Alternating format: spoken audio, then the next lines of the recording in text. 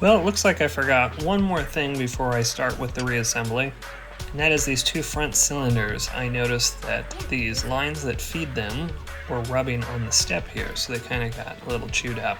So I decided to take these two cylinders off and kind of lightly repaint them. Not going to really sand them that much, just give them a quick once over. I was lucky enough to have a friend come by and help me with the disassembly today. Take off both sides.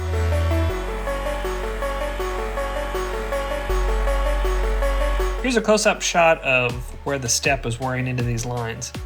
And these were cheap enough, I think these were like 45 bucks to just replace both of them right now. So these have an O-ring built into them. And one of the neat things on the cap parts, as I'm sad I didn't get a close-up here, there's actually laser engraved the part number is on this O-ring. But lucky enough, the new hoses came with new O-rings, so not to worry there. It's kind of good practice to replace these O-rings every time you change the hose. They're pennies, so it's very cheap to just do right now. So here's the inside where the pin lives, and you see it's kind of grody in there. So I'm going to go ahead and try and clean it up with a spatula and really get on there and get that a little better before I put the cylinder back in.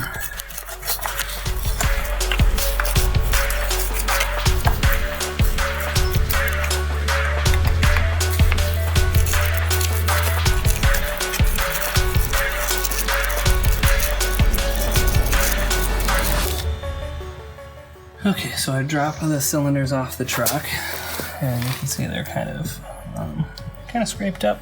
So, yeah, a little bit rusty. You know, these I kind of did while they're in the tractor, but I decided to drop this completely off and repaint them.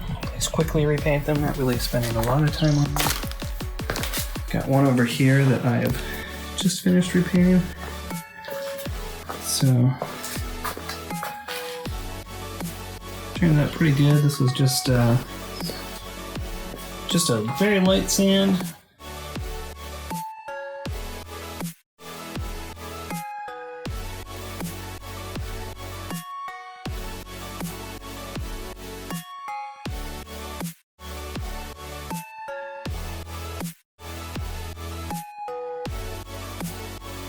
While I had the cab up, I wanted to just replace this hydraulic breather tube. This wasn't very much money either. I'm not sure these can be cleaned, but they were, I think this was like 10 or 15 bucks. It was pretty caked on there. Just thought I might as well take advantage of this time while I'm fixing everything up and swap it for a new one. And this is just the air breather for the hydraulic tank. It can do what it says it does, and it can breathe. You know, if fluid's moving in and out of there, this tank needs to be able to breathe a little bit, otherwise it would pop or compress. So that's what this little guy does.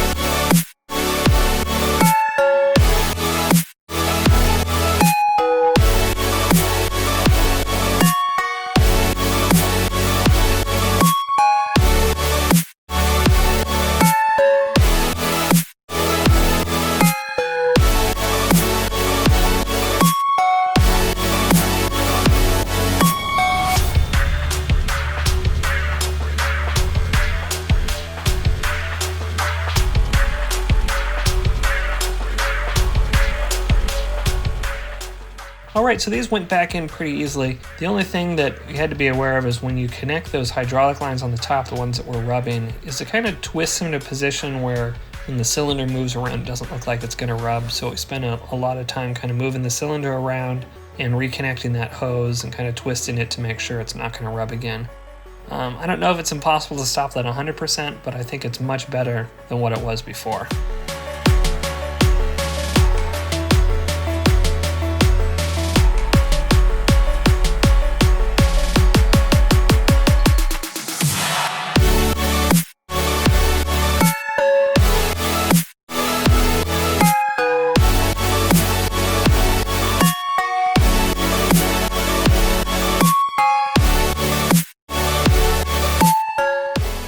So with that, we're ready to reassemble the entire front coupler. So stay tuned for next week. I hope I can get that video done by then. It's kind of a long video, there's a lot to cover. So thanks again for watching, and remember to subscribe.